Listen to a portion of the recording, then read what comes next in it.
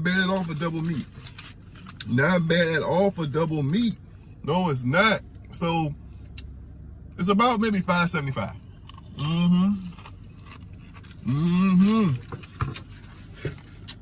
I need a fork.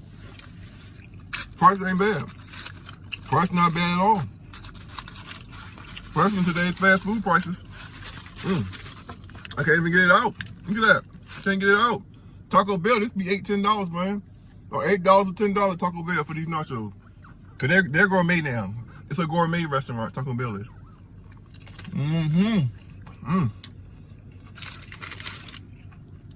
Hot honey. Go well with it. Yeah. They're good. These are good. Love me some nachos. I need a fork.